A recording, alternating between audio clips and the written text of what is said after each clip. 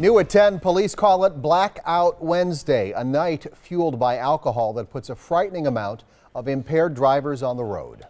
And as we begin the holiday season, we start one of the most dangerous times for drunk driving. Reunions with friends and family lead to drinking, which leads to drunk driving. Now, in the past 5 years, more than 800 people nationwide died in alcohol-related crashes around Thanksgiving. Tom Durian rode along with Wauwatosa PD tonight as they worked to keep impaired drivers off Wisconsin roads. Tom. Yeah, Carol, there's about 40 different agencies that are involved in these OWI Task Force across southeastern Wisconsin. Here locally, that means more than a dozen officers out there on the road strictly looking for drunk or drug drivers.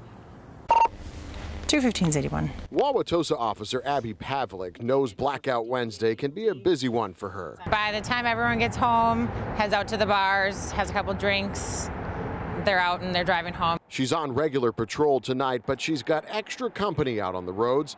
Officers from a half dozen or so local agencies met for a street roll call to show that they'll be out in force looking for impaired drivers. And that is why these targeted efforts occur regularly. We're out here each Thanksgiving, every year for the last numerous years, targeting these evenings in this holiday season. We rode along with Officer Pavlik early on in her shift when her stops consisted of mostly minor traffic violations. You're driving without any lights on.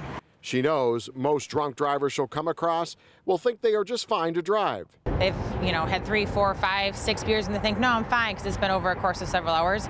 They don't realize actually how impaired they are. Despite the repeated warnings from law enforcement and the multitude of ways people have to get home, from ride-sharing services to the bus, experience tells her that as the night goes on, things will change. Do you anticipate, though, before the end of your shift tonight, that you will have an impaired driver? Probably. Yep, I got a long rest of my shift left. Yeah, so this is about the time of the night that she said she expects to probably pull somebody over for impaired driving. Each one of those agencies that's involved in this has at least 2 officers strictly out here doing this impaired driving task force, and all of this will last until the New Year's holiday.